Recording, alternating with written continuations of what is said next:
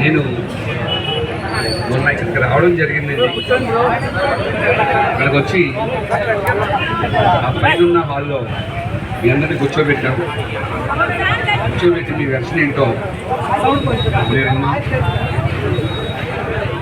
మేము మీకు ఏం చెప్పామంటే మీ సమస్య ఏదైతే ఉందో, మీ ఆవేదన ఏదైతే ఉందో ఆ ఆవేదనని మేము ప్రభుత్వం దృష్టికి, ఏబీపీఎస్ దృష్టికి తీసుకెళ్తామని చెప్పాం.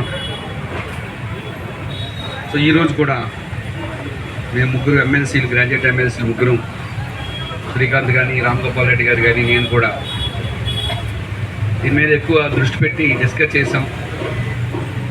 విద్యార్థుల అభిప్రాయాలు ఏంటి, మనోగతాలు ఏంటి అనేవి మేము గౌరవ విద్యాశాఖ మంత్రి లోకేష్ బాబు గారి దృష్టి కూడా తీసుకెళ్ళాం. లోకేష్ బాబు గారి దృష్టి కూడా తీసుకెళ్ళి విషయాలన్నీ వివరించాం. ముగ్గురు ఎమ్మెల్సీలు కోరడం, లోకేష్ బాబు గారు కూడా ఈ సమస్యని సావధానంగా విని ముందు విద్యార్థుల మనోగతాలకు అనుగుణంగా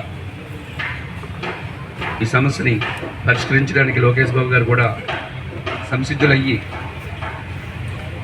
యాక్చువల్గా ఎలక్షన్ కూడా ఉంటుంది. ఇప్పుడు మా పరిధి ఏంటో మేము అంతవరకే చేయగలం. మేము ఏపీఎస్సికి ఇప్పుడు రిప్రజెంట్ చేయడానికి సిద్ధపడ్డాం. ముగ్గురు ఎమ్మెల్సీలు లోకేష్ బాబు గారి సహాయంతో మేము ఏబీపీఎస్సికి రిప్రజెంట్ చేయడానికి సిద్ధపడ్డాం.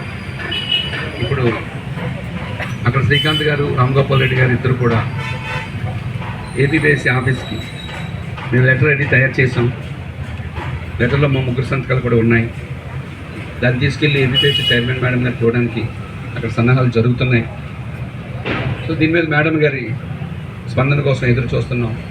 ఖచ్చితంగా ఏ అభ్యర్థికి కూడా అన్యాయం జరగకుండా 100% న్యాయం జరిగేటట్టు మేము మొదటి నుంచి చెప్తున్నాం, ఇప్పుడు చెప్తున్నాం, మేము కృషి చేస్తున్నాం. మీరు ఏదైతే అనుకుంటున్నారో అది 100% నెరవేరుతుంది అనేది నా అభిప్రాయం. Thank you very much.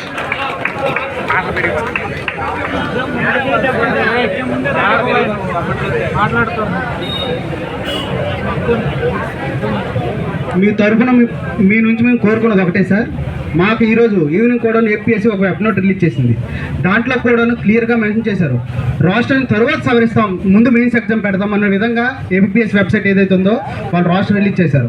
మేము కోరుకున్నది అది కాదు సార్, ముందు రాష్ట్ర క్లియర్ చేయండి, తర్వాత ఎగ్జామ్ పెట్టండి. మా సింగిల్ ఎజెండా ఇదే, దయచేసి అర్థం చేసుకోండి. నేను మళ్ళీ క్లియర్గా చెప్పానండి.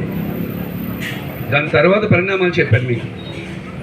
నేను ఇప్పుడు మీకు చెప్పేది తాజా పరిణామాలు, దానికి తగ్గట్టుగానే ముందుకు వెళ్తున్నారు.